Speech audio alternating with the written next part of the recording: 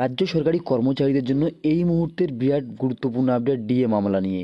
Supreme court ইতিমধ্যেই নিশ্চিত করেছে যে আগামী 26শে আগস্ট এই মামলার চূড়ান্ত শুনানি হবে।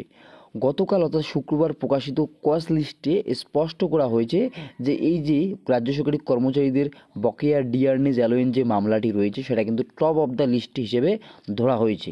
এর ফলে সরকারি কর্মীদের আশা আরও জোরদার হয়েছে যে ওই দিনই রায় ঘোষণা করতে পারেন বিচারপতিরা। কেননা এই মামলায় আরও নতুন আপডেট এসেছে যে বিচারপতি প্রশান্ত কুমার মিত্রের পরিবর্তে বিচারপতি সঞ্জয় কারোল ও বিচারপতি সন্দীপ মেহতা শুনানি করবেন। এছাড়াও কোর্ট সূত্রে জানা গিয়েছে 12ই আগস্টের আগের শুনানিতে কর্মচারী সংগঠন, রাজ্য সরকার এবং বিভিন্ন মঞ্চ তাদের গুরুত্বপূর্ণ নথি জমা দিয়েছিল। এর মধ্যে ছিল ইউনিটি ফোরাম ও সংগ্রামী যৌথ মঞ্চের আবেদন এবং রাজ্য সরকারের সংশোধনমূলক নথি। সব মামলাকে এবার একত্রে বিচার করা হবে যাতে প্রক্রিয়া দ্রুততার সহিত এগিয়ে যায়।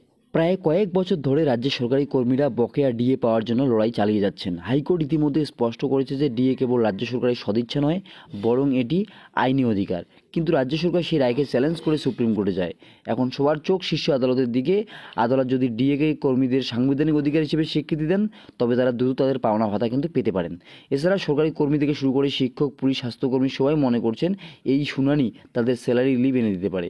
আদালতের রায় ইতিবাচক হলে শুধু বর্তমান বকেয়া নয়, ভবিষ্যতে ডিএ পাওয়ার ক্ষেত্রে নিশ্চয়তা তৈরি হবে। তাই সকল রাজ্যের কর্মচারীদের নজর আগামী 26শে আগস্টের দিকে, কেননা ওই দিনেই কিন্তু শুনানি হবে এবং সেখানেই কিন্তু চূড়ান্ত শুনানির পর রায় ঘোষণা হওয়ার সম্ভাবনা উঠে আসে। কেননা বিচারপতি ইতিমধ্যেই পরিবর্তন হয়েছে এবং তারপরেই কিন্তু বোঝা যাবে যে ডিএ হিয়ারিং আউটকাম কী রয়েছে। এছাড়া সরকারি কর্মীদের মধ্যে এই রায় শুধুমাত্র তাদের বেতন ভাতা নয়, বরং সম্মান এবং অধিকার রক্ষার লড়াই। তাই বলা যায় আগামী 26শে আগস্ট কিন্তু রাজ্য সরকারি কর্মচারীদের জন্য এক গুরুত্বপূর্ণ দিন হয়ে উঠতে চলেছে। তাই আপনারা অপেক্ষা করে থাকবেন সেই দিনের জন্য। আমরা আপডেট পেলে অবশ্যই আপনার সবার আগে আপনাদের দিয়ে দেওয়ার চেষ্টা করব। ভিডিওটি ইনফরমেটিভ মনে হলে অবশ্যই লাইক করে দেবেন এবং শেয়ার করে প্রত্যেককে জানিয়ে দেবেন। ধন্যবাদ।